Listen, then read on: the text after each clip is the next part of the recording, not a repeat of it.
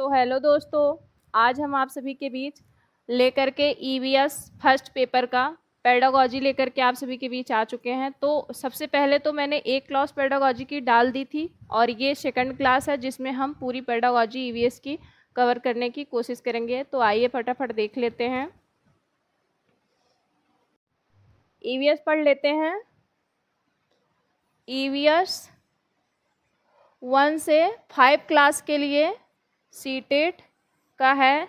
आप सभी लोगों को पता होगा, जो हमारे चैनल पे कंटिन्यू बने हुए हैं उन्हें पता होगा कि कहाँ तक हम लोग पढ़ चुके हैं।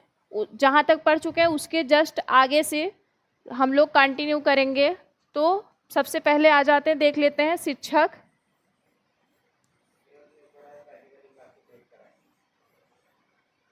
शिक्षक के गुण। पेडागॉजी में सबसे पहले देख लेंगे कि शिक्षक के क्या क्या गुण होने चाहिए। तो सबसे पहले शिक्षक के गुण में आ जाता है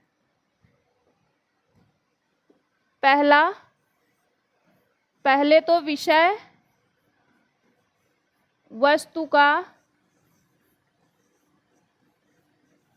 ज्ञान होना चाहिए। विषय वस्तु का ज्ञान। सबसे पहले टीचर को क्लासरूम में बच्चों को पढ़ाने के लिए सबसे पहले विषय वस्तु का ज्ञान होना चाहिए।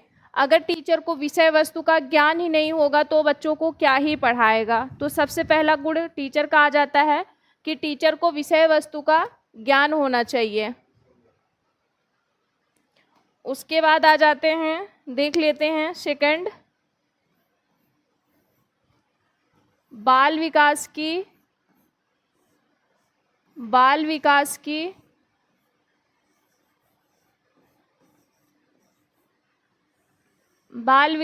समझ हो।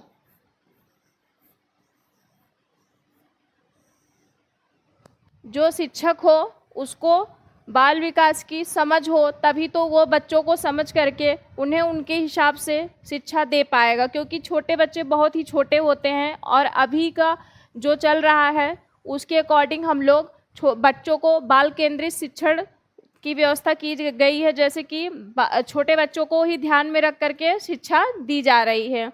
उसके बाद आ जाता है, देख लेते हैं थर्ड पे, व्यक्तिगत विभिन्नताएं पता हो। व्यक्तिगत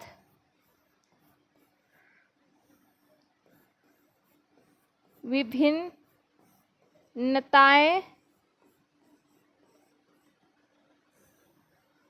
पता हो।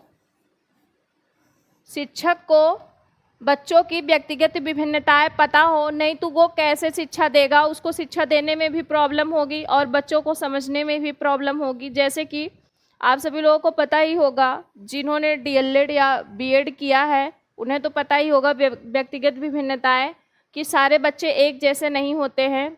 कि कोई मंद बुद्धि का होता है, कोई प्रतिभाशाली होता है, कोई सामान्य होता है। तो अनेक प्रकार की व्यक्तिगत विभिन्नताएं बच्चों में पाई जाती है, जिसको टीचर को समझ करके उसके अकॉर्डिंग बच्चों को शिक्षा देनी चाहिए। उसके बाद आ जाते हैं, देख लेते हैं कि टीचर में और क्या क्या गुण होने चाहिए। शिक्षण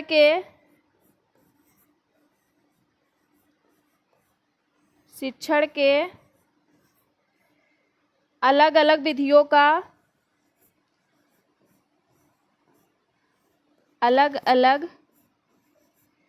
विधियों का ज्ञान हो।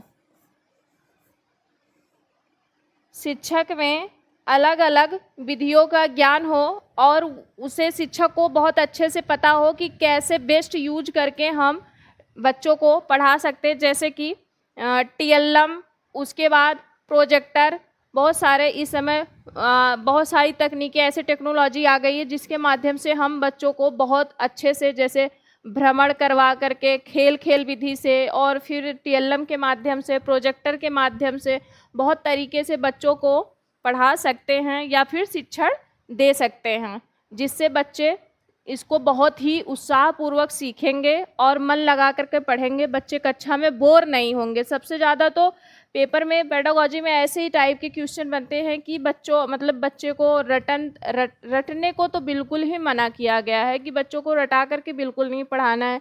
और शिक्षा के अंदर ऐसे ऐसे गुण होने चाहिए कि बच्चों को, जैसे कि पूरी क्लास में बच्चे भरे हों और शिक्षक इस तरह से पढ़ाए कि बच्चों का ध्यान हमेशा शिक्षक के साइड में ही हो। अगर शिक्षक कोई ऐसी गतिविधियां करके नहीं पढ़ाता है या फिर शिक्षक को नहीं पता होता है तो बच्चे क्या करते हैं, उनका मन ही नहीं लगता है पढ़ने में। फिर वही होता है कि क्लास एकदम बोर हो जाता है या फिर बोर लगने लगता है। तो टीचर को ऐसी एक्टिविटीज़ या फिर ऐसी चीज़ें करनी चाहिए बीच बीच में जिससे कि बच्चे पढ़ने में मन बनाए रहे, पढ़ने में उनका मन भी लगता रहे और फिर उनको समझ विकसित भी हो। जैसे कि अभी जब से अभी न्यू एजुकेशन पॉलिसी में भी इसके बारे में बहुत अच्छे से चर्चा की गई है और वैसे भी अब टीचरों के भी इतने ज़्यादा प्रशिक्षण हो रहे हैं, टीचर को भी इतने ज़्यादा प्रशिक्षित किया जा रहा है कि वो किस किस नई नई विधियों को यूज करके बच्चों को अच्छे मेथड के द्वारा पढ़ाएं कि बच्चे बहुत अच्छे से ज्ञान को ग्रहण कर सकें। उसके बाद आ जाते देख लेते हैं नेक्स्ट में हम लोग देख लेते हैं कि पर्यावरण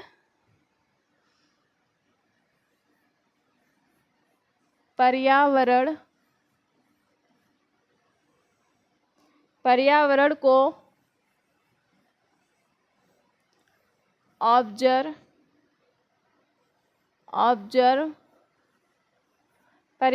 ऑब्जर्व करने का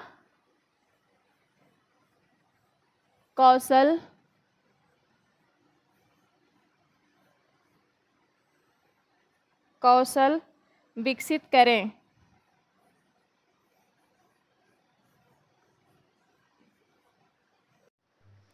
उसके बाद आ जाते हैं, देख लेते हैं टीचर को यानी शिक्षक को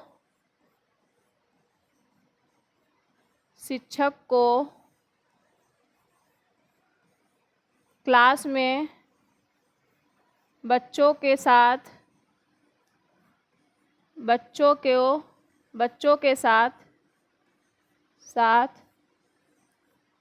ऐसी गतिविधियां करानी चाहिए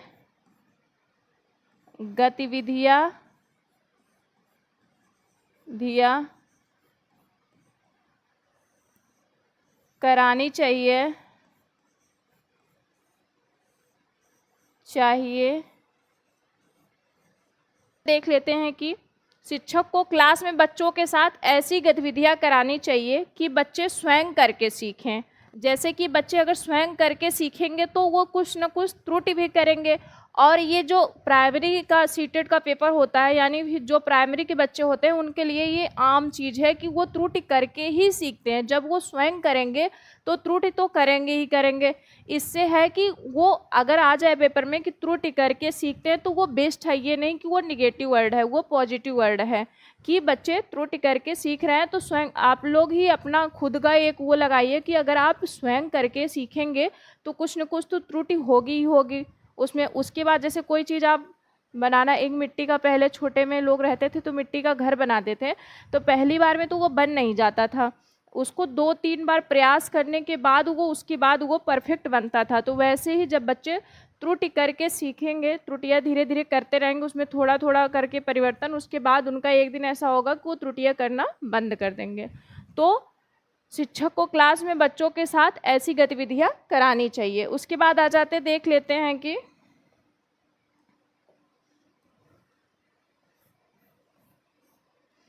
प्रकृति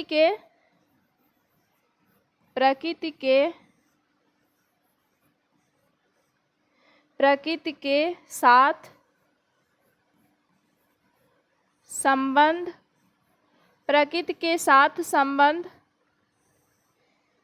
संबंध रिलेट करने का कौशल होना चाहिए।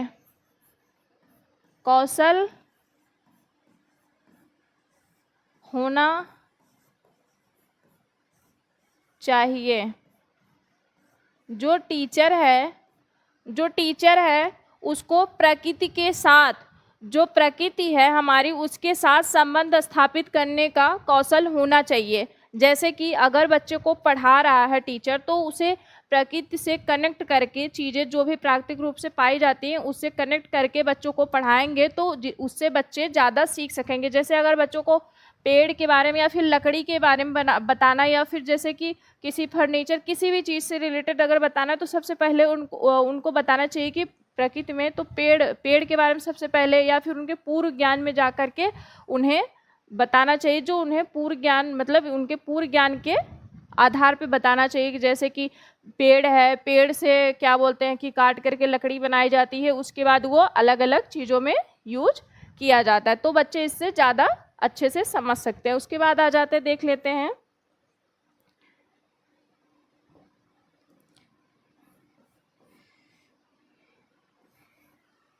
ईवीएस की गहन व अंतर संबंधित समझ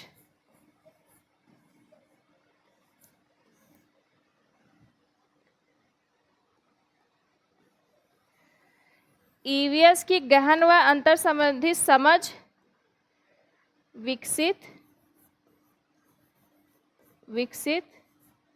करे। जो शिक्षक हमारा है वो पर्यावरण ईवीएस की गहन व अंतर संबंधित समझ विकसित करे, एक दूसरे से कनेक्ट करके बच्चों को पढ़ाए ईवीएस के बारे में। जैसे कि अभी मैं बता देती हूँ कि जो 1 और 2 का ईवीएस है, 1 क्लास और 2 क्लास का ईवीएस है, वो मैथ, उसके बाद साइंस, उसके बाद एसएसटी, इन चीज़ों से अंतर संबंधित करके पढ़ाया जाता है क्लास 1 और क्लास 2 के बच्चों को। इनकी अलग से कोई ईवीएस की बुक नहीं होती है, इनको इन्हीं लैंग्वेज और इन्हीं के माध्यम से इन्हें ईवीएस की शिक्षा दी जाती है। जैसे कि आप सभी लोगों ने देखा होगा कि जो छोटे बच्चों की बुक होती है वो कितना ज़्यादा उसमें मतलब ड्राइंग वगैरह और फिर चित्र वगैरह इतने अच्छे से बने होते हैं जिससे कि बच्चा उसमें बोर नहीं होता है और उससे बच्चा उत्साहित होता है पढ़ने के लिए। और उसमें देखे होंगे कि कोई भी मतलब जैसे कि मैथ हो गया या फिर साइंस या एसएसटी कुछ भी है, तो उसको अपने आसपास के वातावरण या पर्यावरण से जोड़ करके ही उसमें कोई भी क्वेश्चन या फिर कुछ भी पैराग्राफ कुछ भी दिया होता है तो उसी से कनेक्ट करके दिया होता है। उसके बाद आ जाते देख लेते हैं नेक्स्ट देख लेते हैं कि सामुदायिक संसाधनों का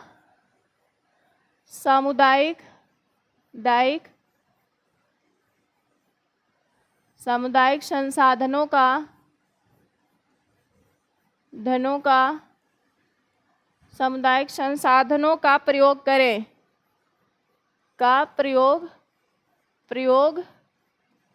करें। जो टीचर है वो सामुदायिक संसाधनों का प्रयोग करके बच्चों को पढ़ाए। जैसे कि सामुदायिक संसाधन मतलब जैसे कि डॉक्टर, बढ़ई इत्यादि, इन सबको बुला करके या इन सबके पास ले जाके बच्चों को दिखा करके उनसे अंतर संबंध करके बच्चों को ईवीएस की शिक्षा दे सकता है टीचर। ये शिक्षक के अंदर एक और गुण होने चाहिए। उसके बाद आ जाते हैं देख लेते हैं कि बच्चों की रुचि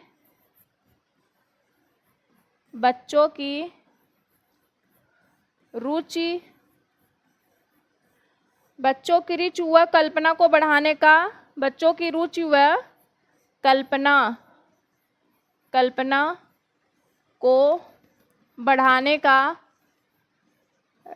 का कौशल हो।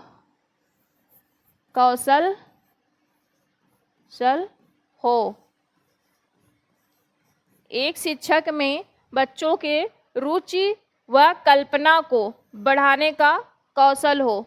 वो शिक्षक इस तरह से क्लास में अपने आप को प्रेजेंट करे या अपने आप को क्लास में इस तरह से रखे या फिर क्लास को इस तरह से अटेम्प्ट करे कि बच्चों की रुचि व कल्पना को बढ़ाने का कौशल विकसित करे। जैसे कि कभी कभी ऐसा होता है कि क्लास बोर होने लगती है तो बच्चा क्लास की तरफ ध्यान नहीं देता है, तो टीचर को क्या करना चाहिए, बीच बीच में बच्चे से कुछ न कुछ पूछते रहना चाहिए। या फिर बच्चा अगर बोर हो रहा है तो उसे पोयम या फिर कहानी के माध्यम से पढ़ाए, या फिर अच्छे अच्छे TLM या फिर बहुत अच्छे सुंदर से चार्ट पेपर या कुछ भी, मतलब या फिर प्रोजेक्टर के माध्यम से बच्चों को शिक्षा दे, जिससे कि बच्चा बोर ना हो और उसकी रुचि बढ़े, और ऐसा पढ़ाए कि उसकी कल्पना शक्ति का विकास हो, वो सोचे, खुद करके देखे। ठीक, उसके बाद आ जाते, देख लेते हैं नेक्स्ट पे,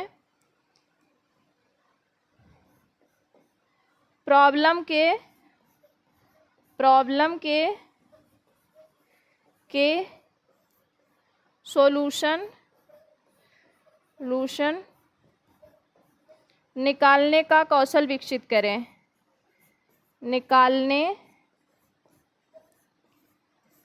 का कौशल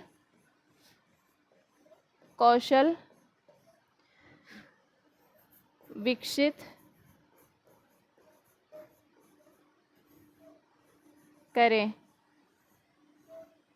जो टीचर हो वो बच्चों के प्रॉब्लम के सॉल्यूशन को निकालने का कौशल उसके अंदर विकसित हो, और वो बच्चों के अंदर ऐसा कौशल विकसित करे जिससे कि बच्चे अपने जो प्रॉब्लम हो उसके सॉल्यूशन को निकाल सकें, जिससे कि वो किसी प्रॉब्लम में है तो उस प्रॉब्लम की सॉल्यूशन को खुद निकाल सके। या फिर बच्चों के कोई भी प्रॉब्लम आ जाए और टीचर के अंदर ऐसे गुण होने चाहिए कि वो बच्चों के प्रॉब्लम को सॉल्व कर सके, ना कि अगर सॉल्व नहीं कर सकता है तो ऐसे टीचर तो रहना ही बेकार है, क्योंकि इसीलिए तो रखा गया है कि बच्चों के प्रॉब्लम या फिर बच्चों के टीचिंग लर्निंग में सुधार हो।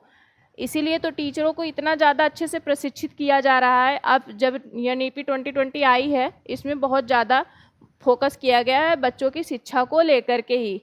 उसके बाद टीचरों के लिए इतने ज़्यादा प्रशिक्षण हो रहे हैं कि क्योंकि बच्चों को नए नए तकनीकी से कैसे शिक्षा दी जाए और बच्चों को कैसे नए तरीके से सिखाया जाए। उसके बाद आ जाते, देख लेते हैं नेक्स्ट पे। नेक्स्ट हमारा आ जाता है मूल्यांकन के विभिन्न तरीकों का प्रयोग करें। जो टीचर है वो मूल्यांकन के विभिन्न तरीकों का प्रयोग करें। जो टीचर है वो मूल्यांकन के विभिन्न तरीकों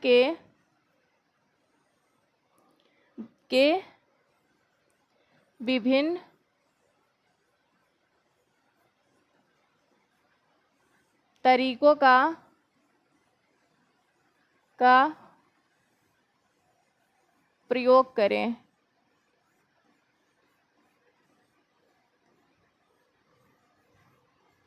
जो टीचर है उसके अंदर ये भी एक गुण होने चाहिए कि वो मूल्यांकन के विभिन्न तरीकों का प्रयोग करे। एक ही तरीके से बच्चे का मूल्यांकन नहीं करना चाहिए, जिससे कि कुछ ऐसे प्रतिभाशाली बालक होते हैं जो कि किसी कारणवश पीछे, ऐसा होता है कि जैसे अभी आप ही सब लोग मान लीजिए कि जैसे कि बच्चा है एक बहुत ही पढ़ने में अच्छा है और उसके एग्ज़ाम चल रहे हों, हाफ ईयरली एग्ज़ाम चल रहे हों, और बच्चा वो अचानक से बीमार हो जाता है और बच्चे का रिजल्ट अच्छा नहीं आता, तो ये ऐसा नहीं ये माना जा सकता है कि वो बच्चा पढ़ने में कमज़ोर है, क्योंकि कभी कभी ऐसे सिचुएशंस आ जाते हैं। तो वही कहा गया है कि मूल्यांकन के विभिन्न तरीकों का प्रयोग करें या फिर विभिन्न पक्षों को ध्यान में रख करके मूल्यांकन करें। टीचर के अंदर ऐसे गुण होने चाहिए, ये नहीं कि एक ही जैसे कि हाफ ईयरली एग्ज़ाम है और बच्चा पढ़ने में अच्छा है और वो बच्चे की तबीयत ख़राब हो गई तो उसके मूल्यांकन करके और फिर बच्चे का रिजल्ट ख़राब कर दे, तो ऐसा नहीं करना चाहिए। मूल्यांकन के विभिन्न तरीकों का प्रयोग करना चाहिए। सतत मूल्यांकन, व्यापक मूल्यांकन, रचनात्मक मूल्यांकन, सबसे बेस्ट तो सतत मूल्यांकन है, उसके बाद रचनात्मक मूल्यांकन है। इसके भी अभी आएंगे आगे पक्ष। उसके बाद आ जाते, देख लेते हैं कि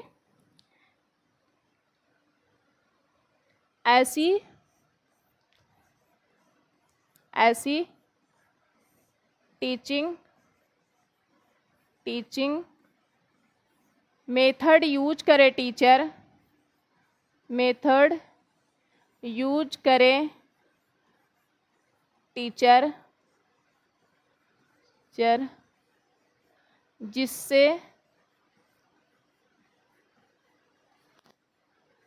जिससे बच्चों का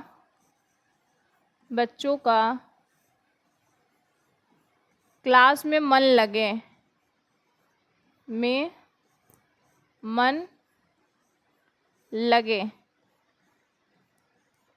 टीचर को ऐसे टीचिंग मेथड यूज करने चाहिए जिससे कि बच्चे का क्लास में मन लगे। जैसे कि अगर टीचर पढ़ा रहा है तो टीचर को सिर्फ और सिर्फ अपने ऊपर फोकस नहीं करना है, उसे पूरी क्लास में फोकस करना है और उसको देखते रहना है कि कौन बच्चा बहुत ध्यान से देख रहा है, कौन नहीं, कौन बोर हो रहा है। क्योंकि सबकी अपनी अपनी प्रॉब्लम्स होती हैं, किसी किसी की कोई ऐसी प्रॉब्लम होती है जिसका मन नहीं भी लगता है, तो उसे किस तरीके से, ये टीचर को सोचना चाहिए कि हमें किस तरीके से बच्चे का ध्यान क्लास में लाना है। चाहे वो टीचिंग मटेरियल का प्रयोग करे, चाहे TLM, उसके बाद कुछ भी एनी टूल्स जो भी हैं शिक्षा निगम के एनी टूल्स, उसे चाहे कुछ भी यूज करे टीचर और बच्चे का मन क्लास में लगाए। ये टीचर की जिम्मेदारी होती या फिर इसे टीचर के एक अच्छे टीचर के गुण कह लीजिए। उसके बाद आ जाते देख लेते हैं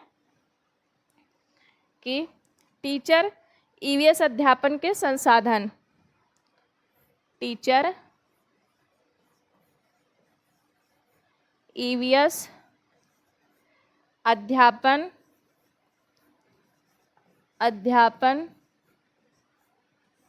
के संसाधन क्या क्या हो सकते हैं? अध्यापन के क्या क्या संसाधन हो सकते हैं, देख लेते हैं हम सभी लोग।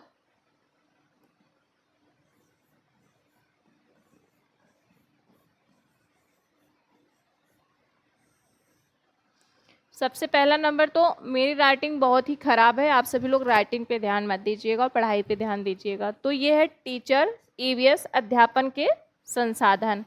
आइए देख लेते हैं कौन कौन से संसाधन होते हैं। तो सबसे पहले है प्राकृतिक।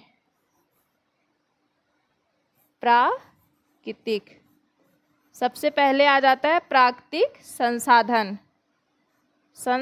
प्राकृतिक संसाधन। सबसे पहले प्राकृतिक संसाधन आ जाता है। उसके बाद आ जाता है कृत्रिम, या फिर आप सभी लोग कह सकते हैं मानव निर्मित। कृत्रिम या फिर कह सकते हैं इसे मानव निर्मित, जो प्रकृति के द्वारा होता है, प्रकृति में पाया जाता है, उसे प्राकृतिक संसाधन कहते हैं। जो मानव द्वारा बनाया गया होता है उसे कृत्रिम या फिर मानव निर्मित कह सकते हैं। उसके बाद आ जाता है, देख लेते हैं कि सामुदायिक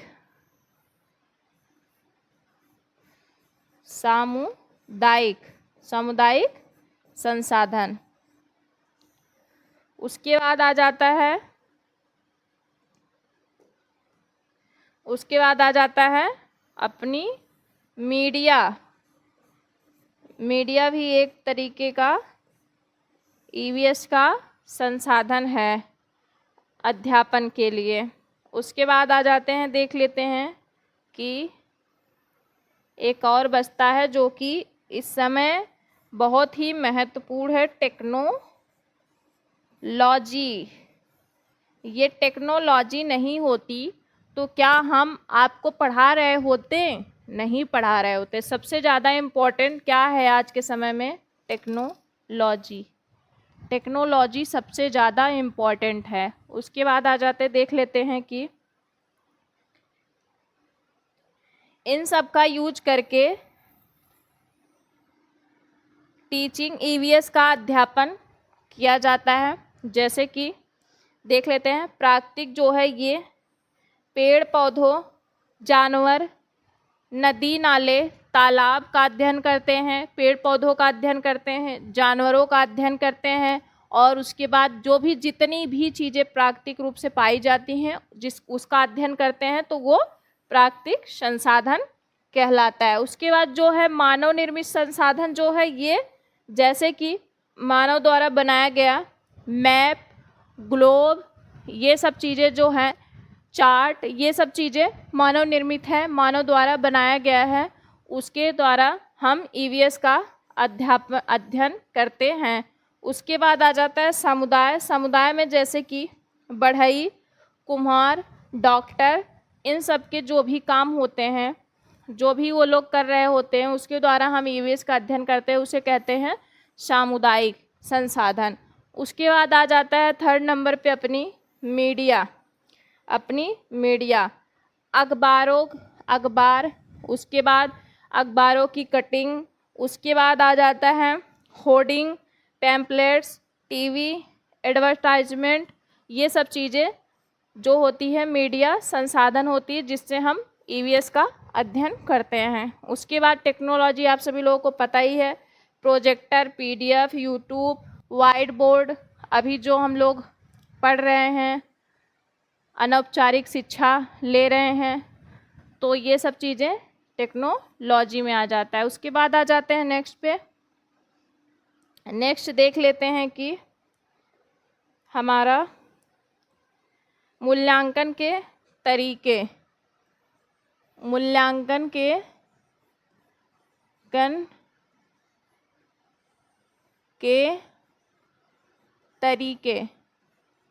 हम मूल्यांकन के तरीके देख लेते हैं। जैसे कि सबसे पहले देख लेते हैं मूल्यांकन के तरीके में, सबसे पहला मूल्यांकन है सतत मूल्यांकन, जो CCE पर आधारित है। सबसे पहला मूल्यांकन है सतत मूल्यांकन, जो CCE पर आधारित है। ये मोस्ट इम्पॉर्टेंट है। सतत मूल्यांकन इसलिए किया जाता है क्योंकि ये मूल्यांकन ऐसा होता है कि पढ़ाने के साथ साथ इसमें टीचर बच्चों का मूल्यांकन करते रहते हैं और ये देखते रहते हैं कि बच्चा उसमें क्या त्रुटियां कर रहा है, उस त्रुटियों में सुधार करते हैं। तो ये सतत मूल्यांकन के अंतर्गत आता है कि पढ़ाई के साथ साथ मूल्यांकन हो रहा है।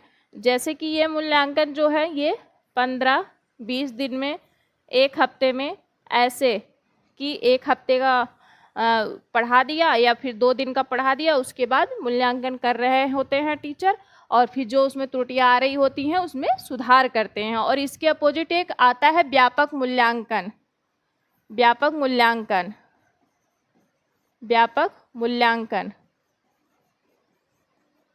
जिसमें कि इसमें बच्चों का भावात्मक, ज्ञानात्मक और संज्ञानात्मक, भावात्मक और एक और होता है, उन तीनों का इसमें अध्ययन किया जाता है और ये लंबा प्रोसेस होता है। बाकी ये जो सतत मूल्यांकन है इसमें बच्चों की त्रुटियों को पढ़ाई के साथ साथ सुधारते हैं। जैसे कि अभी देखा होगा जब हम लोग छोटे रहे होंगे तो जब क्लास में ऐसा होता था कि टीचर ऐसा कहता था कि हम लोगों को इमला बोल देते थे, उसके बाद कहते थे लाओ चेक कराओ, फिर उसके बाद जब बच्चे लिख करके ले जाते थे चेक कराने के लिए, तो ऐसा तो होता नहीं था सारे बच्चे अच्छे ही लिखते थे, मतलब एक सही तरीके से ही लिखते थे। कुछ बच्चे ऐसा रहता था कि गलत, मतलब कुछ वर्ड या कुछ चीज़ें ऐसा रहता था गलत कर देते, तो टीचर क्या करता था, उसमें सुधार करता था। और जब टीचर सुधार करता था तो उसी को क्या कहते हैं, सतत मूल्यांकन, क्योंकि पढ़ाई के साथ साथ मूल्यांकन कर रहा था टीचर और बच्चों की कमियों में सुधार भी कर रहा था। उसके बाद आ जाते हैं, देख लेते हैं ये तो, उसके बाद देख लेते हैं कि इस मूल्यांकन से ग्रुप में सीखने का मौका मिलता है और खुद भी करके सीखते हैं बच्चे। जो ये सतत मूल्यांकन है, सतत मूल्यांकन,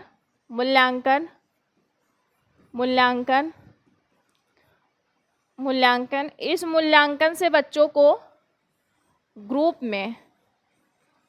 में सीखने का मौका मिलता था मौका मिलता था, मौका मिलता है, और बच्चा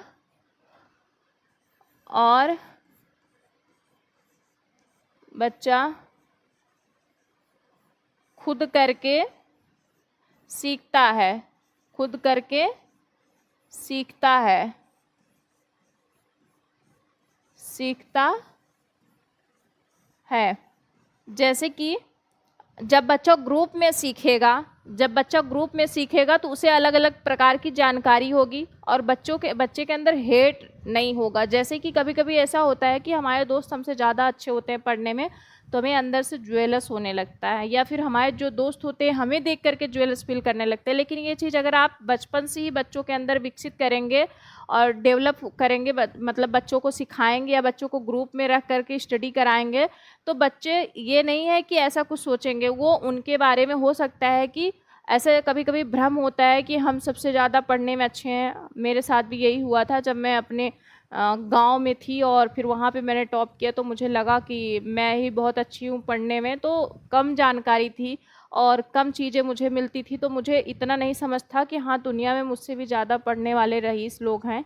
तो अगर बच्चे ग्रुप में स्टडी करते हैं और उन्हें एक दूसरे के बारे में पता होता है तो विविधता के बारे में भी पता होता है और बच्चे एक दूसरे से कनेक्ट करके कुछ ना कुछ सीखते हैं। इसलिए जब भी अगर पेपर में आ जाए कि ग्रुप में स्टडी का, तो वो पॉजिटिव वर्ड है ना कि निगेटिव वर्ड है, ध्यान रखिएगा। और बच्चों का ये भी है कि स्वयं करके सीखने का जो है वो भी पॉजिटिव वर्ड है ना कि निगेटिव वर्ड है, ध्यान रखिएगा। इसके कुछ कीवर्ड भी हैं जो मैं ये मैराथन करा दूंगी, उसके बाद कीवर्ड मैं करा दूंगी, जिससे कि आप 4 ऑप्शन आएंगे, उसमें आप सभी लोग कीवर्ड से छाड़ सकते हैं कि कौन सा सही है कौन सा गलत है, निगेटिव और पॉजिटिव वर्ड। उसके बाद आ जाते हैं, देख लेते हैं कि एक होता है ये एक सतत मूल्यांकन, उसके बाद सेकंड रचनात्मक मूल्यांकन। रचनात्मक मूल्यांकन, बच्चा क्रिएटिव होता है, खुद करके सीखता है। मूल्यांकन, बच्चा क्रिएटिव होता है, खुद करके सीखता है। उसके बाद आ जाते हैं, देख लेते हैं शिक्षण में क्या क्या समस्याएं हैं। ईवीएस की शिक्षण में क्या क्या समस्याएं हैं। ईवीएस के शिक्षण में क्या क्या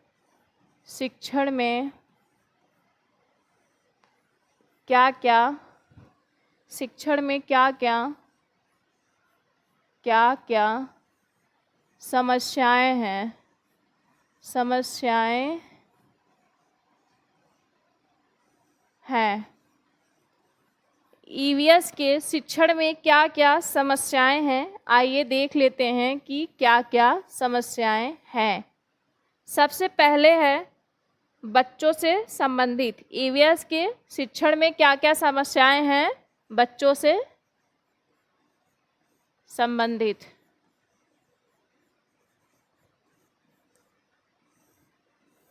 क्या क्या समस्याएं होती हैं जिससे कि बच्चा सीखने में अभावपूर्ण महसूस करता है या फिर बच्चों के सीखने में कमियां उत्पन्न करता है, आइए देख लेते हैं। सबसे पहले आ जाता है छात्र से संबंधित प्रॉब्लम। पहला है छात्र से संबंधित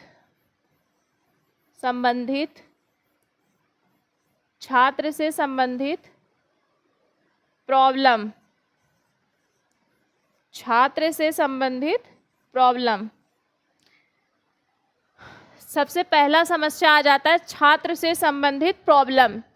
छात्र से संबंधित प्रॉब्लम का मतलब क्या हो सकता है कि बच्चे का मन न लगना।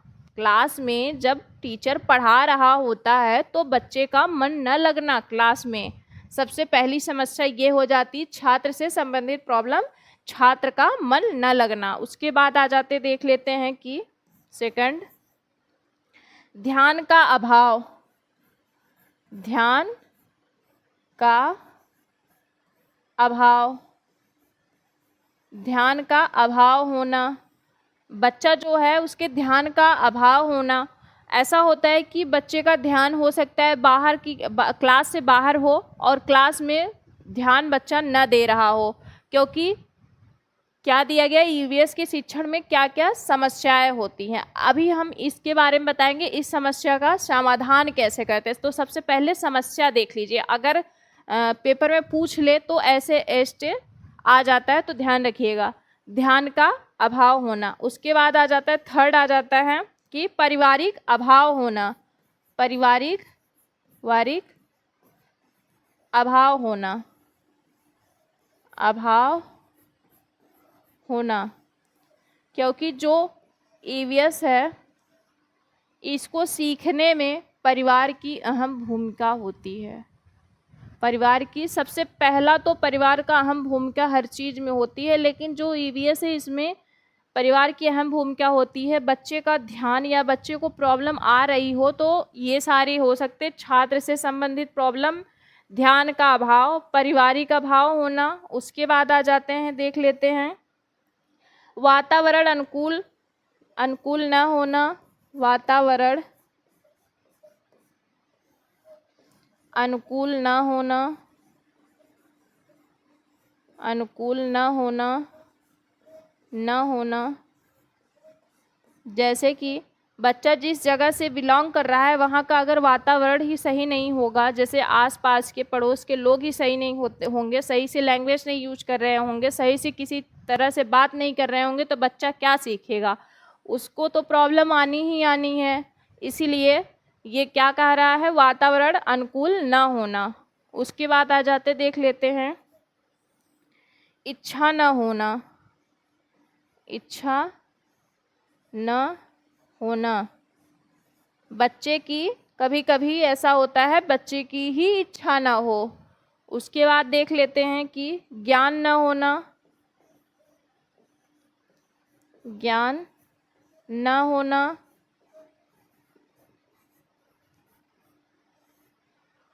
इसमें सबसे महत्वपूर्ण भूमिका इसका भी हो सकता है ज्ञान न होना। जब बच्चे को हम स्टार्टिंग से ही नहीं बताएंगे किसी चीज़ के बारे में तो उसे ज्ञान ही नहीं होगा, तो वो बड़ा होकर के बहुत ज़्यादा ज्ञान ग्रहण नहीं कर लेगा। जितना ज़्यादा उसे बचपन से ही चीज़ें सिखाते रहो और वो अपने आसपास के चीज़ों में देखता रहेगा तो उसके ज्ञान में वृद्धि ही तो होगी, कौन सा वृद्धि नहीं होगी। तो ज्ञान न होना ये भी एक महत्वपूर्ण समस्या है। उसके बाद देख लेते हैं कि संप्रेषण कौशल न होना,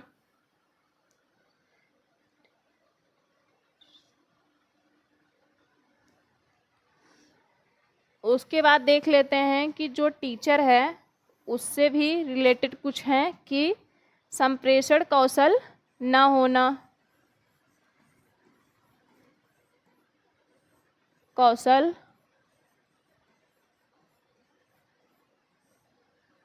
न होना, जो टीचर है उसका संप्रेषण कौशल अच्छा ना हो, जिससे कि वो ये शिक्षक है और ये छात्र है, कभी कभी इसके समस्याओं का कारण टीचर भी होता है, उसके संप्रेषण कौशल ना होना। शिक्षक का संप्रेषण कौशल अगर सही नहीं होगा तो वो छात्र से संप्रेषण कर ही नहीं पाएगा, किसी मुद्दे पे लेकर के वो खुद हिचकिचाएगा, तो छात्र क्या सीखेगा, छात्र को तो प्रॉब्लम आएगी आएगी। उसके बाद ये भी हो सकता है टीचर को कि टीचर को खुद ही ज्ञान न हो, खुद ही ज्ञान न हो, ज्ञान का अभाव भी हो सकता है। या फिर ये भी हो सकता है कि कभी कभी टीचर की इच्छा ही नहीं होती है कि वो क्लास को अच्छे और बेहतर तरीके से सिखाए। उसके बाद आ जाते, देख लेते हैं कि क्लासरूम संबंधित प्रॉब्लम, क्लासरूम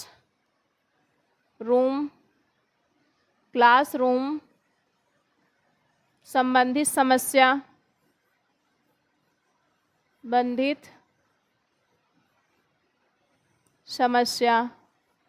क्लासरूम संबंधित समस्या भी आती है। हम लोग देख लेते हैं कि क्लासरूम संबंधित कौन कौन सी समस्या आती है। तो सबसे पहली समस्या है क्लासरूम संबंधित, सबसे पहली समस्या बैठने की सही व्यवस्था न होना, बैठने की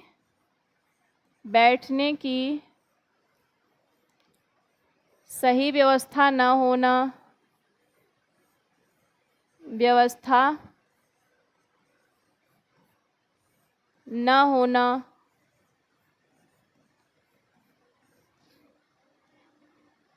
ईवीएस शिक्षण में आने वाली समस्याओं में ईवीएस के शिक्षण में आने वाली समस्याओं में एक समस्या ये भी है क्लासरूम संबंधित समस्या, जो कि बैठने की सही व्यवस्था न होना।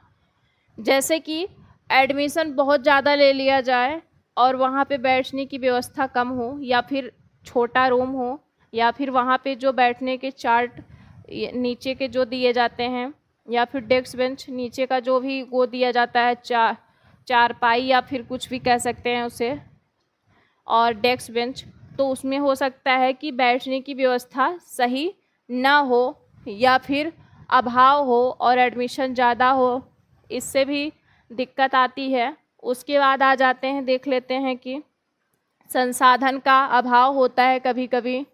संसाधन का अभाव, संसाधन का भी अभाव होता है। संसाधन ही अगर सही मात्रा में नहीं होगा तो क्या ही सिखाएगा शिक्षक, संसाधन का अभाव होना। उसके बाद देख लेते हैं थर्ड पे कि टीचर छात्र शिक्षक अनुपात बराबर न होना। छात्र शिक्षक अनुपात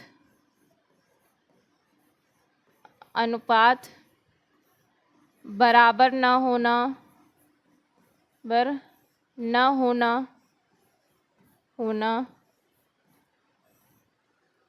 छात्र शिक्षक अनुपात बराबर न होना, ये भी एक प्रॉब्लम है ईवीएस के शिक्षण में। जैसे कि छात्र हो गए 40 और उस पे एक टीचर रखा जाए तो क्या होगा। और अब के समय में तो NEP 2020 में कहा है कि छात्र शिक्षक अनुपात बराबर होना चाहिए। अगर छात्र शिक्षक अनुपात बराबर रहेगा तभी तो टीचर बच्चे को अच्छे से सिखा पाएगा। अगर एक टीचर हो और बहुत सारे, जैसे कि एक टीचर पे आप 50 छात्र रख दीजिए, ये कहाँ का न्याय है बताइए। एक टीचर पे 50 छात्र हो जाएंगे तो क्या आपको लगता है कि टीचर सारे बच्चों को लेकर के संभाल लेगा अकेले? ऐसा कुछ नहीं होता है। छात्र शिक्षक अनुपात बराबर होने चाहिए, जिससे कि जो शिक्षक होता है वो सही से टीचिंग करा सकें। कहीं कहीं इस चीज़ का भी अभाव होता है, इसीलिए शिक्षण में समस्या आती है कि टीचर सही तरीके से वहाँ पे रहते हुए, कभी कभी ये भी होता है कि जो टीचर होता है भाई वो सिखाने के प्रयास में रहता है कि हम क्या सिखा दें, लेकिन कहीं उसको प्रशासनिक तरीके से दबाया जाता है, या फिर कभी कभी ऐसा होता है कि जो अभी गवर्नमेंट स्कूल है उसमें तो अभाव ही अभाव है कि हर चीज़ का अभाव है। टीचर क्या करे, क्या अपने घर से ले जा कर के सिखा दे? ऐसा कुछ नहीं है। इस चीज़ के बारे में तो सरकार को सोचना चाहिए। बस क्या बोलते हैं कि छात्र अनुपात ज़्यादा और शिक्षक अनुपात कम, तो कहाँ से शिक्षक सिखा देगा।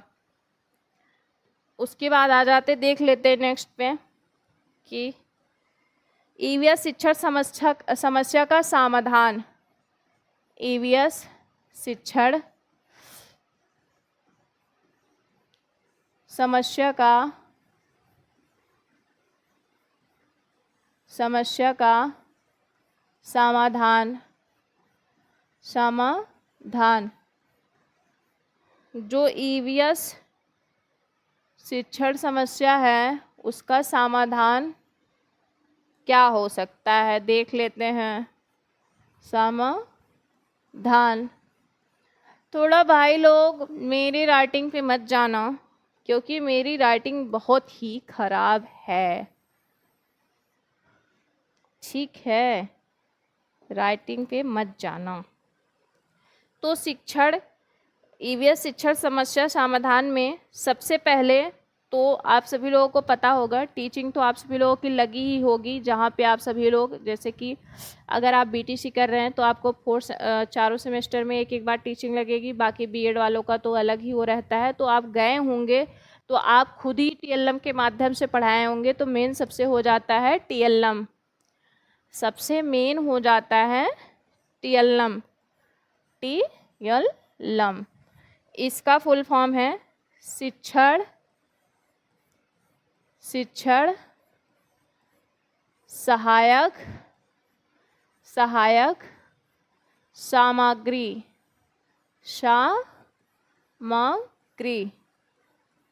इसको शिक्षण सहायक सामग्री क्यों कहा जाता है? क्योंकि शिक्षक को शिक्षण कार्य करने में ये महत्वपूर्ण सहायता करता है, इसलिए इसे कहा जाता है शिक्षण सहायक सामग्री।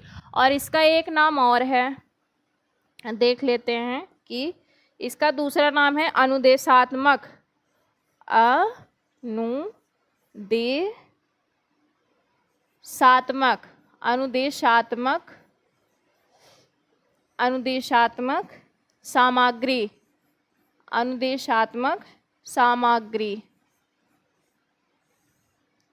अनुदेशात्मक सामग्री। इसका फुल फॉर्म पूछा जा सकता है, तो ये आप सभी लोग ध्यान रखिएगा। टीचिंग लर्निंग मटेरियल्स इसको कहते हैं।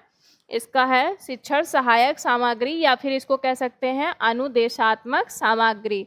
उसके बाद देख लेते हैं ये कौन कौन सी होती है। आप सभी लोगों को पता होगा ये 3 होता है मुख्य रूप से, वो भी कौन कौन से देख लेते हैं। सबसे पहला है श्रव्य सामग्री। उसके बाद सेकंड आ जाता है दृश्य सामग्री।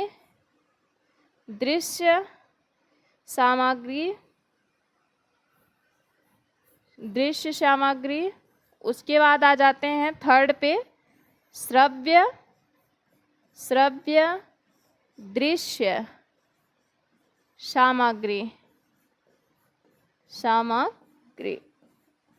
श्रव्य दृश्य सामग्री, ये देख लेते हैं। श्रव्य में क्या क्या आ जाता है, आप सभी लोग बताइए फटाफट।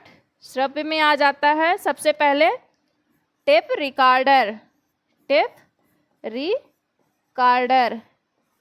रिकॉर्डर। उसके बाद सेकंड नंबर पे आ जाता है रेडियो।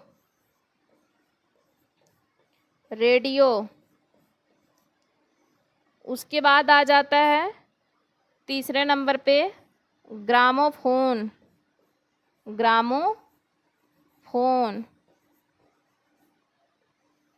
उसके बाद आ जाता है लिंगोफोन।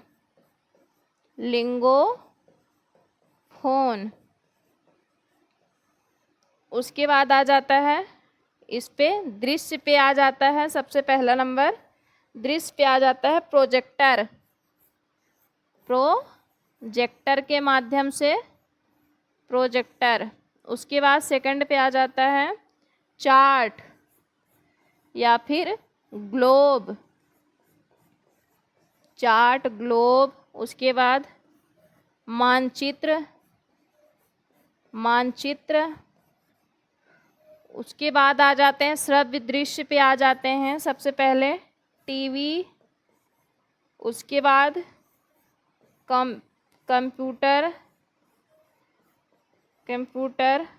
उसके बाद ETC। इतने सारे हैं, देख लीजिए। जैसा कि सबसे पहले मैं बता देती हूँ कि ये 3 तरह के होते हैं टीचिंग लर्निंग मटेरियल्स। जो हमारे होते हैं टीचिंग लर्निंग मटेरियल्स, इसकी सहायता से हम अपने शिक्षण कार्य को बहुत ही बेहतरीन बना सकते हैं। क्लासरूम में अगर पूछा जाए कि किसके माध्यम से आप अपने शिक्षण मतलब जो भी अपना टीचिंग कार्य आप कर रहे हैं उसको किसके माध्यम से आप बहुत ही बेहतरीन बना सकते हैं, या फिर पूछा जाएगा पेपर में, तो ध्यान रखिएगा आप लोग। सबसे पहले टीचिंग लर्निंग मटेरियल्स में 3 टाइप्स के होते हैं, जैसे कि मैंने आप सभी लोगों को बता दिया कि सबसे पहला है श्रव्य सामग्री, उसके बाद है दृश्य सामग्री, उसके बाद है श्रव्य दृश्य सामग्री। श्रव्य मतलब जो हम केवल सुन सकते हैं, केवल ध्यान रखिएगा, इसमें श्रव्य में सुन सकते हैं। जो चीज़ें हम सुन सकते हैं उसके माध्यम से भी हम शिक्षा ग्रहण कर सकते हैं, जैसे कि टेप रिकॉर्डर, रेडियो, ग्रामोफोन, लिंगोफोन, ये हमारे हो गए केवल और केवल सुनने वाले। उसके बाद दे देगा छांटने के लिए, तो वो भी ध्यान रखिएगा। दृश्य सामग्री, केवल और केवल देख करके।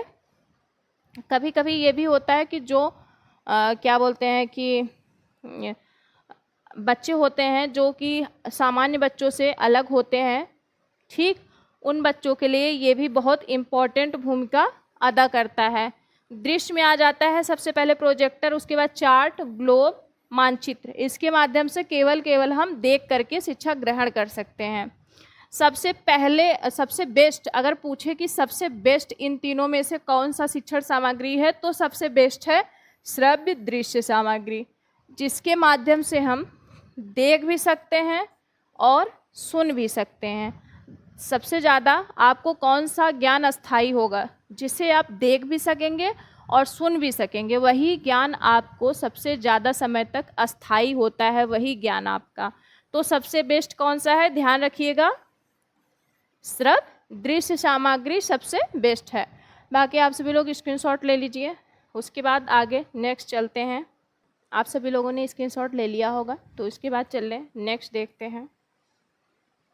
नेक्स्ट पे आ जाते हैं। सबसे पहले देख लेते हैं कि देखिए, अगर आप सभी लोगों को किसी को समझ नहीं आएगा तो वो पूछ लेगा, बाकी क्लास एंजॉय करके आप सभी लोग पढ़ाई करिएगा। मैं आशा करती हूँ आप सभी लोगों को मेरा पढ़ाया हुआ बहुत ही अच्छे से समझ आ रहा होगा। मैंने पूरी कोशिश की है आप सभी लोगों को समझाने की। इसके बेनिफिट्स देख लेते हैं, जो क्या बोलते हैं कि अभी टीचिंग मटेरियल्स मैंने बताया, इसके बेनिफिट्स देख लेते हैं कि लाभ जो TLM है, इसके लाभ क्या क्या होते हैं। तो इसके लाभ हैं, बच्चों का ध्यान आकर्षित होगा। सबसे पहला नंबर नोट कर लीजिए, बच्चों का ध्यान TLM के माध्यम से बच्चों का ध्यान TLM के माध्यम से क्लास में बना रहेगा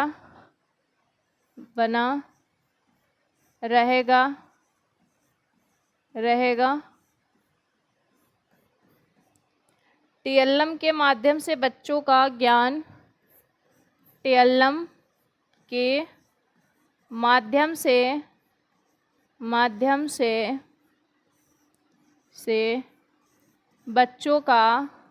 बच्चों का ज्ञान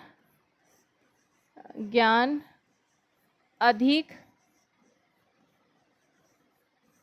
समय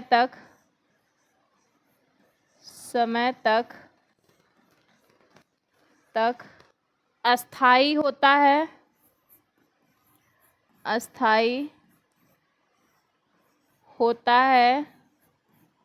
है। उसके बाद आ जाते हैं, देख लेते हैं कि व्यक्तिगत विभिन्नताओं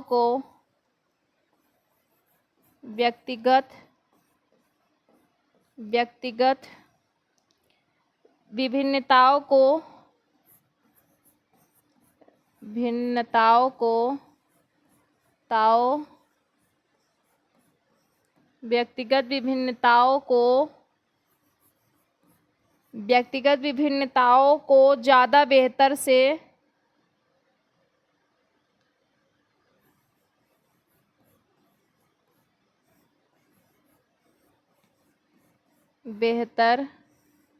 से डील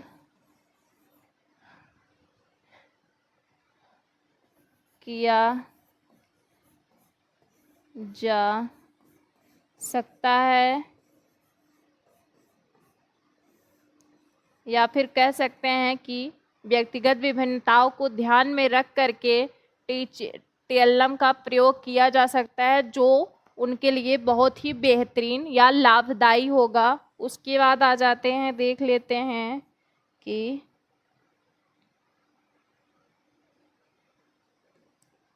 सिलेबस समय से पूरा होगा,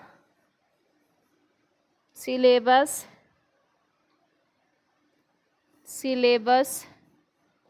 बस समय से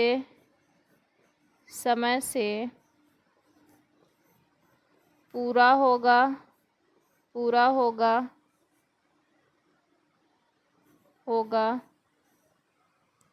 जैसा कि मैंने यहाँ आपसे लोग बताया, बच्चों का ध्यान टीएलएम के माध्यम से क्लास में बना रहता है या फिर क्लास में आकर्षित किया जा सकता है, क्योंकि कभी कभी ऐसा होता है कि बच्चे क्लास में उनका मन नहीं लगता है, वो बाहर की तरफ देखते हैं, तो उन्हें कभी कभी ऐसा होता है कि आप अब तो एससीएल के माध्यम से बहुत अच्छी सुविधा मतलब प्राइमरी स्कूल में की जा रही है, तो बच्चों को आप खेल खेल के माध्यम से सिखाइए, टेलम लगा दिया, या फिर आप प्रोजेक्टर पे कुछ भी उनको कार्टून से चीज़ें दिखा करके उनको पढ़ाइए। उसके बाद या तो फिर आप बाहर भ्रमण के लिए ले जाइए, वहाँ पे आप उन्हें सिर्फ दृश्य सामग्री दिखाइए कि कैसी चीज़ें होती हैं, और बहुत तरह तरह के तो एनिमल्स वगैरह होते हैं, वो सब ले जा कर के आप दिखाइए कि ये क्या मतलब किसको क्या कहते हैं, कैसा दिखता है, किस तरह से होता है, तो बच्चों का मन लगेगा। और इससे पता है ना कि बच्चों का कि वो देख रहे हैं, जबकि वो समझ भी विकसित करेंगे। और जैसे कभी कभी ऐसा होता है कि बच्चों को मीनिंग जो स्पेलिंग होता है वो भी बच्चे रट्टा मारते हैं, तो ऐसा कुछ नहीं होगा। जब बच्चे स्वयं अपने आँख से वहाँ पे देख लेंगे, आप जब ले जाएंगे क्षेत्र भ्रमण के लिए, तो बच्चे उसे बहुत ही जल्दी से अपने दिमाग में कॉन्सेप्ट बैठा लेंगे। उसके बाद है टेलम के माध्यम से बच्चों का ज्ञान अधिक समय तक अस्थायी होता है। जब आप टेलम के माध्यम से बच्चों को पढ़ाएंगे तो बच्चों का ज्ञान अधिक अस्थायी होता है। जैसे कि आप खुद से पढ़िए या फिर आप ऐसे पढ़िए, और अब तो सबसे ज़्यादा लोग फ़ोन से ही क्यों पढ़ना प्रेफर करते हैं, क्योंकि देख भी रहे होते हैं और सुन भी रहे होते हैं, उनका ज्ञान अस्थायी होता है ज़्यादा समय तक। इसलिए ज़्यादातर बच्चे फ़ोन से पढ़ना उचित समझते हैं, और उन्हें फ़ोन पे इजी वे में चीज़ें ज़्यादा से ज़्यादा जितना मैटर उन्हें चाहिए होता है वो मिल भी जाता है। उसके बाद व्यक्तिगत विभिन्नताओं को ज़्यादा बेहतर से डील किया जा सकता है। हर बच्चा तो एक जैसा होता नहीं है। व्यक्तिगत विभिन्नताओं से मतलब क्या है, हर बच्चा तो एक जैसा होता नहीं, हर बच्चे अलग अलग होते, कोई मंद बुद्धि, कोई प्रतिभाशाली, कोई सामान्य। तो टीएलएम के माध्यम से बच्चों के व्यक्तिगत विभिन्नताओं को डील किया जा सकता है। उसके बाद है सिलेबस समय से पूरा किया जा सकता है। जैसे कि टीचर है वो केवल और केवल बोर्ड पे ही पढ़ा रहा हो, तो ऐसा कभी कभी होता है कि सिलेबस समय से पूरा नहीं किया जा सकता। लेकिन अब जो नई नई टेक्नोलॉजी आई है उसके माध्यम से चाहे तो पीपीटी वगैरह बना करके टीचर पढ़ा दे जल्दी जल्दी, और बच्चों का भी रिवीजन हो जाए। अभी तो देखते ही हैं कि कोई भी पेपर होता है 1 घंटे में पूरा सिलेबस रिवीजन कर लेते हैं फटाफट। क्यों कर लेते हैं? टेक्नोलॉजी है, टीएलएम के माध्यम से ही करते हैं। उसके बाद है देख लेते हैं नेक्स्ट 5E, ये मोस्ट इम्पॉर्टेंट है। 5E ये मोस्ट इम्पॉर्टेंट है। इसको दिया है रोजर ने इसको दिया है, रोजर ने इसको दिया है 5E। ये सीटेट में हमेशा पूछा जाता है, ना कि एक बार, ये हमेशा आता ही आता पेपर में है, तो इसे बहुत अच्छे से आप सभी लोग समझिएगा। जैसे कि सबसे पहले है इंगेज,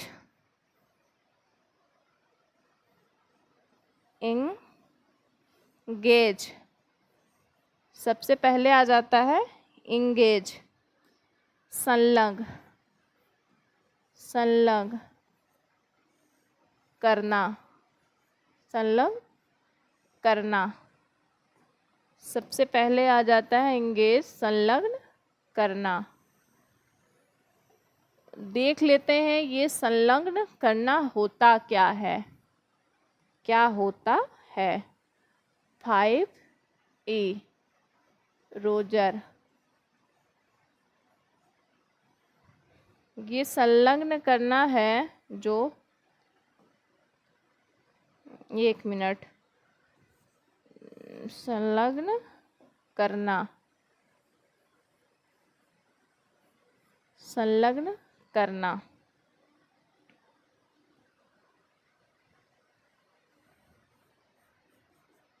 संलग्न करना आ जाते, देख लेते हैं कि ये होता क्या है। ये है शिक्षार्थी का ध्यान, शिक्षार्थी का ध्यान, शिक्षार्थी का ध्यान। राइटिंग पे मत जाइएगा, आप सभी लोग नोट डाउन कर लीजिएगा, मैं बोलती भी हूँ। ध्यान आकर्षित, शिक्षार्थी का ध्यान आकर्षित करना, शिक्षार्थी का ध्यान आकर्षित करना, उनकी सोच को, उनकी सोच को, उनकी सोच को प्रेरित करना, उनकी सोच को प्रेरित करना, करना और उन्हें पूर्ण ज्ञान, और उन्हें पूर्व ज्ञान, उन्हें पूर्व ज्ञान और उन्हें पूर्व ज्ञान तक पहुँचने में, पहुँचने में, पहुँचने में मदद करना, मदद करना। इंगेज, सबसे पहले इंगेज आ जाता है। इंगेज का है संलग्न करना, शिक्षार्थी का ध्यान आकर्षित करना, उनकी सोच को प्रेरित करना और उन्हें पूर्ण ज्ञान तक पहुंचने में मदद करना। ये हो जाता है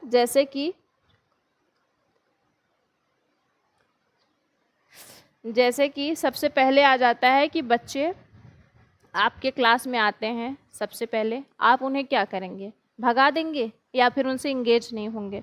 सबसे पहले तो आप इंगेज होंगे, ठीक। उन्हें ऐसे कार्य देना, उन्हें बच्चों को ऐसे काम देना या फिर ऐसे एग्जाम्पल दे करके बताना या फिर ऐसे एक्सप्लेन करना जिससे कि बच्चे उसे इंजॉय कर सकें। जो पिछले कक्षा में वो पढ़ करके आए हैं उससे उनको कनेक्ट करके उन्हें इंगेज किया जा सके। तो है ये शिक्षार्थी का ध्यान आकर्षित करना, उनकी सोच को प्रेरित करना और उन्हें पूर्ण ज्ञान तक पहुंचने में मदद करना। ठीक है, सबसे पहले ये ध्यान रखिएगा, पहले क्या आएगा, पहले इंगेज आएगा।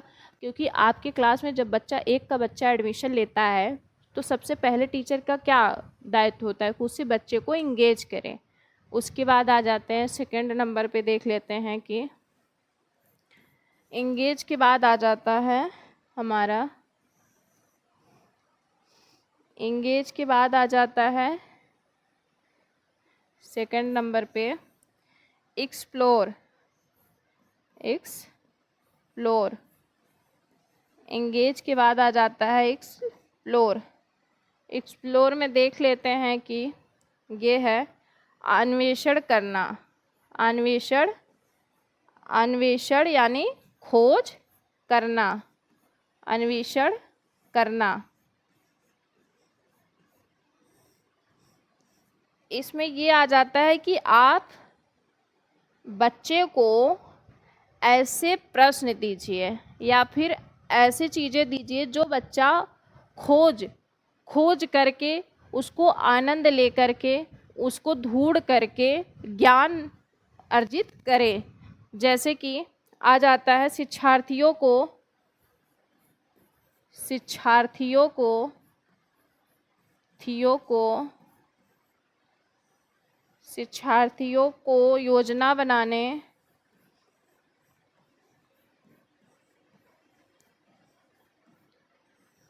योजना बनाने,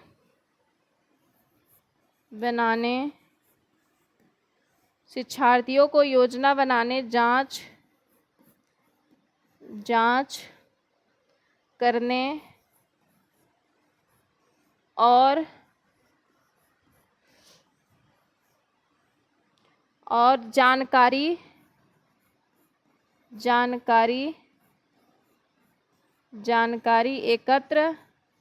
जानकारी एकत्र जानकारी एकत्र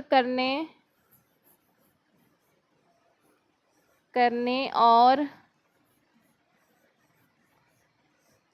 डेटा को व्यवस्थित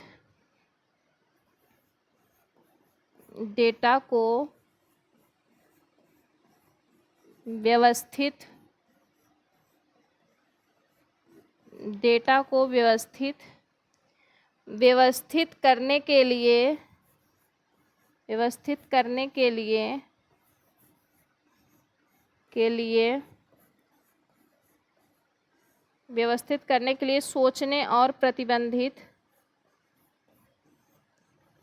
सोचने और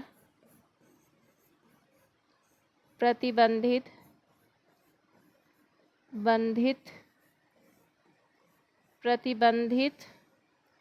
करने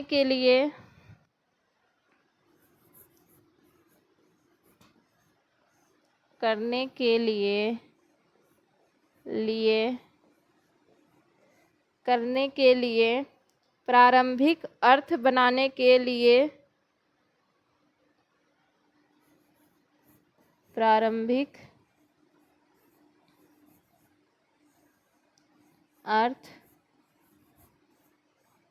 बनाने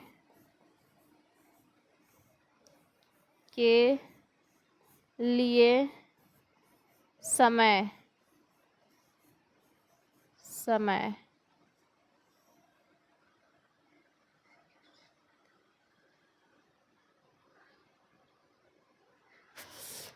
जैसा कि देख लीजिए, ये ऐसी पेपर में जो ईवीएस का पेपर होता है उसमें ऐसे क्वेश्चन बनता है। तो इसका मतलब है एक्सप्लोर यानी अन्वेषण करना। इसका मतलब है कि बच्चे को ऐसा क्वेश्चन दो कि वो खुद खोज करे कि कैसे क्या होगा।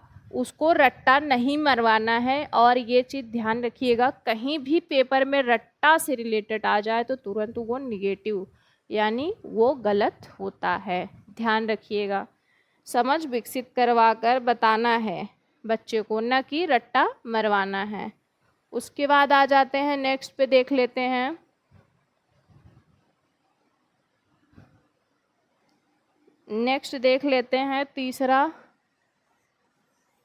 तीसरा है एक्सप्लेन।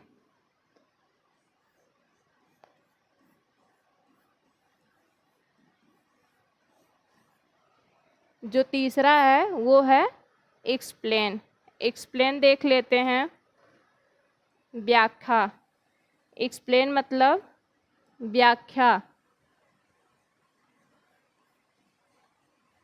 शिक्षार्थियों को उनके द्वारा, इसमें क्या होता है कि टीचर सबसे पहले बच्चे को किसी भी सब्जेक्ट या किसी भी चीज़ के बारे में सबसे पहले विस्तार से बच्चे को व्याख्या यानी समझाता है, और फिर बच्चे उस चीज़ को सीखते हैं और वो उसी वे में समझाते हैं, व्याख्या करते हैं। जैसे कि देख लेते हैं कि क्या आ जाता है, शिक्षार्थियों को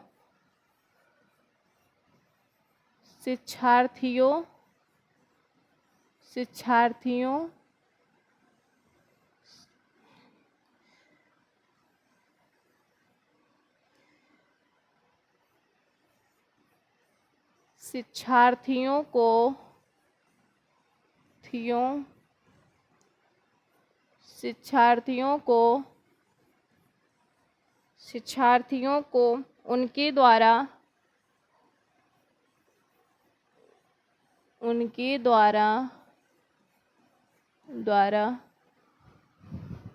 दोस्तों राइटिंग पे बिल्कुल मत जाइएगा, मेरी राइटिंग अभी इस पे बिल्कुल नहीं बनती है। मैं कोशिश बहुत कर रही हूँ। बाकी आप सभी लोग कंटेंट पे ध्यान दीजिए। शिक्षार्थियों को उनके द्वारा किए गए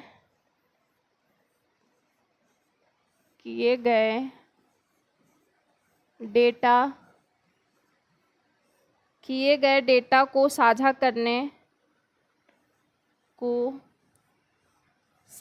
करने मैं बोल रही हूँ, बाकी आप सभी लोग समझते रहिएगा। कभी कभी ऐसा होता है कि राइटिंग सही न होने की वजह से समझ में नहीं आता, इसलिए मैं 2 से 3 बार रिपीट कर देती हूँ। साझा करने और और उसका विश्लेषण उसका विश्लेषण उसका विश्लेषण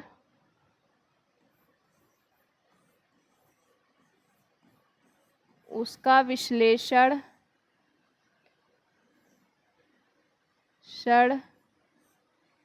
उसका विश्लेषण करने के लिए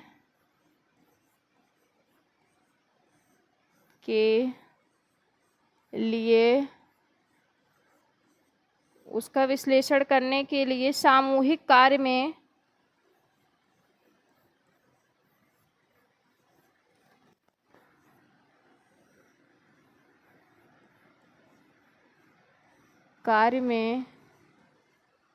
सामूहिक कार्य में प्रोत्साहन करना और शामिल करना, प्रोत्साहन करना और शामिल करना।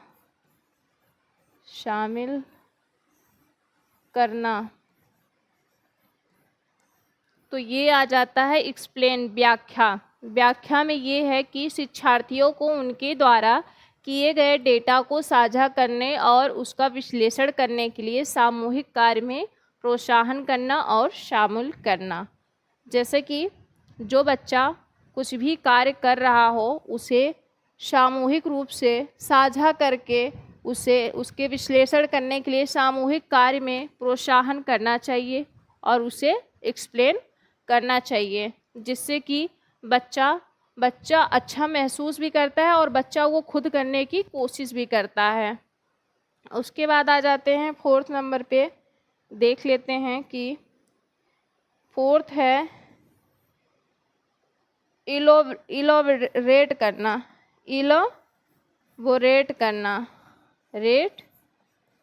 करना। तो इसका हो जाएगा विस्तार करना।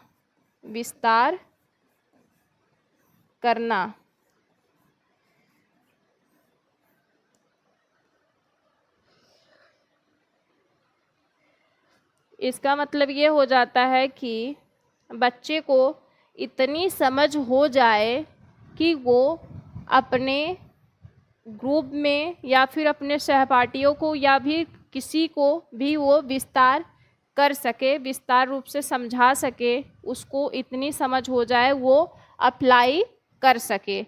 उसके बाद आ जाता है 5 नंबर पे इवैल्यूएशन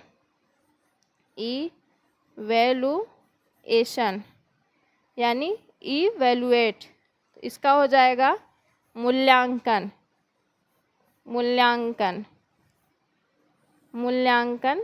करना। इसमें हो जाएगा शिक्षार्थियों की अवधारणा समझ और कौशल का उपयोग करने की क्षमता का मूल्यांकन संलग्न होने के चरण शुरू होता है। यहाँ पे उसके मूल्यांकन किए जाते हैं। जैसे कि आप सभी लोगों को भी पता होगा, कोई भी कार्य करो, कुछ भी हो, तो सबसे पहले लास्ट में मूल्यांकन होता ही होता है। तो 5 आप सभी लोग ध्यान रखिएगा। सबसे पहले हो जाता है, पहला हो जाता है 5E, पहला हो जाता है, एक बार मैं रिवीजन करा दे रही हूँ। सबसे पहला हो जाता है इंगेज। ये ऐसे सीधे सीधे आ जाता है और क्रम में लगाने को होता है, इसलिए ध्यान रखिएगा। सबसे पहले आप बच्चे से इंगेज होंगे, बच्चा आपके क्लास में आएगा तो सबसे पहले आप इंगेज होंगे। उसके बाद इंगेज होने के बाद आप होंगे एक्सप्लोर, यानी कि जब बच्चा आ जाएगा उसको ऐसी सिचुएशन या ऐसी सिचुएशन में डालेंगे या ऐसे उसको क्वेश्चन देंगे या ऐसे उसको प्रतिभाग कराएंगे कि वो बच्चा खोज करे, खोज के माध्यम से सीखे, न कि रट्टा मार के। तो ये सेकंड पे आ गया। उसके बाद थर्ड आ जाएगा कि एक्सप्लेन, बच्चा जो सीखा है, जो खोज के माध्यम से सीखता है, उसका टीचर्स से एक्सप्लेन व्याख्या कर सके, इतना बच्चे के अंदर समझ विकसित होनी चाहिए या फिर करनी चाहिए। जब बच्चा सबसे पहले टीचर से इंगेज हो जाएगा, उसके बाद एक्सप्लोर होगा, सेकंड नंबर पे वो खोज के माध्यम से जब सीख लेगा तो वो एक्सप्लेन करेगा, व्याख्या करेगा। उसके बाद फोर्थ नंबर पे आ जाएगा इलॉबोरेट। इलॉबोरेट ये विस्तारित करना, ये अपने सहयोगियों को या फिर अपने ग्रुप में सबको इसके अंदर इतनी समझ हो जाएगी कि सबको समझा सकेगा और सारी चीज़ें कलेक्ट कर सकेगा।